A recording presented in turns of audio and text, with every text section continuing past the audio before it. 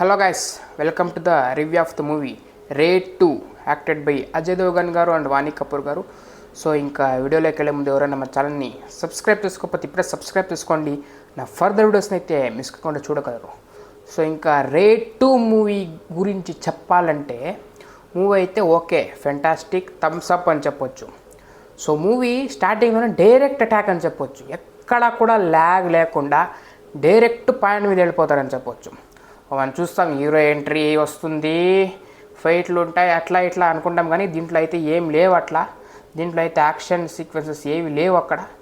So అయినా కూడా మనకి బాగా అనిపిస్తుంది మూవీ, ఫెంటాస్టిక్ అనిపిస్తుంది ప్రతి పాయింట్ కూడా. సో ఇంకా స్టార్టింగ్ నుంచే మనకి డైరెక్ట్ అటాక్ డైరెక్ట్ పోతుంటుంది.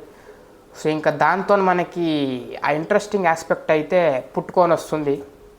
సో అక్కడ నుంచి స్టార్ట్ అవుతూ వస్తుంది, అట్లా అట్లా అట్లా వచ్చి వచ్చి వచ్చి వచ్చి సో మెల్లగా ఇంటర్మిషన్లోకి వచ్చే లోపు మనకైతే ఇంట్రెస్టింగ్ ఫ్యాక్టర్స్ అయితే క్రియేట్ చేస్తుంది సెకండ్ హాఫ్ చూడడానికి.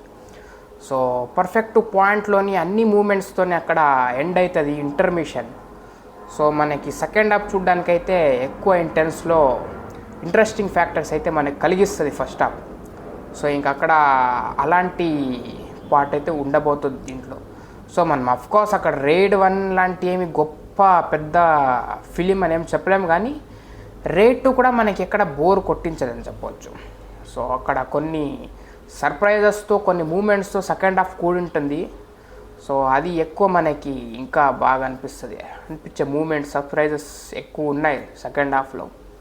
సో కాబట్టి మనకి సెకండ్ హాఫ్ కూడా బాగా ఫుల్ మీల్స్ అని చెప్పవచ్చు సెకండ్ హాఫ్ కూడా. సో ఇంకా దీంట్లో సాంగ్స్ కొద్దిగా డిసప్పాయింట్ చేశాయి మనకి.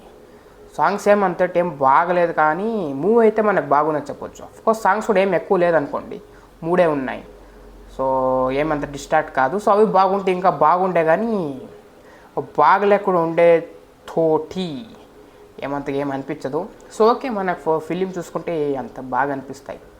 సో అక్కడ నేమ్ మనకు తెలుసుంటే అక్కడ ఈ మూవీ కూడా అక్కడ పొలిటీషియన్స్ కరప్షన్ గురించే పోతుంటుంది. సో వాళ్ళ మీద రేడ్ చేయడం అయితే మనం చూస్తుంటాం దీంట్లో. సో మనకు అది ఇంట్రెస్టింగ్గా అనిపిస్తుంది. సో అక్కడ విలన్ ఎవరు అనేది తెలుసుంటుంది. సో వాళ్ళ రోల్ కూడా బాగుంది, అక్కడ అజయ్ దేవగన్ రోల్ గారిది బాగుంది. అక్కడ వాణి కపూర్ గారు కూడా ఉన్నారు దీంట్లో. సో వాళ్ళ రోల్ కూడా బాగుంది.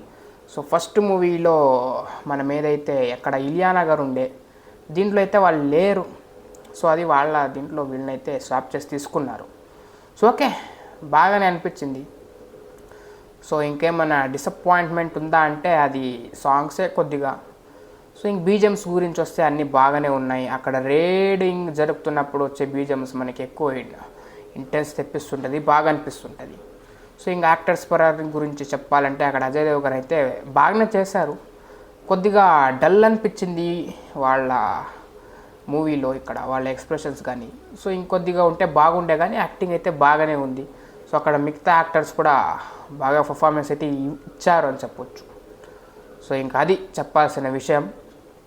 సో ఇంకా దీనికి రేటింగ్ ప్రకారం we can give up to 4.2 out of 5 అని చెప్పొచ్చు. సో అక్కడ రన్ టైం కూడా చాలా తక్కువే ఫిలింకి. సో అక్కడ డైరెక్ట్ పాయింట్ మీద వెళ్ళిపోవడంతో మనకి ఫస్ట్ నుంచి కూడా ఏం బోర్ కొట్టదు మూవీ చెప్పాలంటే. అక్కడ రన్ టైం ఎంత ఉందో సో మనకి ఎక్కడ ల్యాగ్ లేకుండా పర్ఫెక్ట్గా దించారని చెప్పొచ్చు మూవీ. దాంతో మనకైతే ఫుల్ సాటిస్ఫాక్షన్ అయితే జరుగుతుంది. సో అది ఇంకేమైనా డిసప్పాయింట్మెంట్ మీకు చేస్తుందంటే అది ఒక సాంగ్స్ అంతే, ఇంక మిగతా దాని వినాయిస్తే ఇంకేం చెయ్యదు. సో మనమైతే డైరెక్ట్ ఫిలిం అయితే చూసి ఎంజాయ్ అయితే చేయవచ్చు అని చెప్తాం. సో యాక్షన్ లవర్స్కి ఈ ఫిలిం అయితే అంతోటి ఏం నచ్చదు, ఎందుకంటే దాంట్లో ఏం యాక్షన్ సీన్స్ ఉండవు కాబట్టి. కానీ పాయింట్ టు పాయింట్ మీరైతే చూడాలనుకుంటే దీనైతే ఎంజాయ్ చేస్తారని చెప్పుకుంటూ, సో ఇంకా నా ఫర్దర్ వీడియోస్ అయితే వస్తుంటే దానికైతే మీరైతే క్యాచ్అప్గా ఉండాల్సి ఉంటుంది. So meet in the next video, bye.